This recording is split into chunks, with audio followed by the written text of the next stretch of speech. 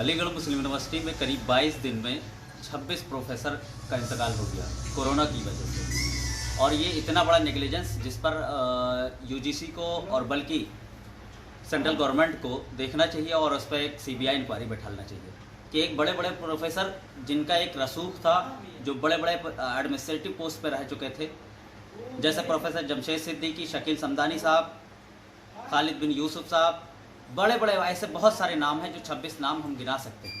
इस 20-22 दिन के अरसे में अगर इंतकाल हो गया कोरोना की वजह से, तो ये कहीं ना कहीं बहुत बड़ा नेग्लिजेंस है, मेडिकल नेग्लिजेंस है, और इस पर इंक्वायरी होनी चाहिए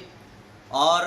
इस पर जो भी लोग कल्प्रेट हैं उनको सख्त से सख्त सजा दे सेंट्रल गवर्नमेंट, क्योंकि ये कोई मामूली चीज़ नहीं है कि एक प्रोफेसर का और जो सारी फैसिलिटीज़ होने के बावजूद भी ना ऑक्सीजन की कमी है, ना रेमडेसिविर इंजेक्शन की कमी है, ना कोई इलाज की कमी है अलीगढ़ मुस्लिम यूनिवर्सिटी के अंदर, फिर भी अगर कोई मर रहा है तो इसका मतलब है कहीं ना कहीं नेग्लिजेंस उनके ऊपर नेग्लिजेंस बहुत ज़्यादा बड़ा है। और इस पर बहुत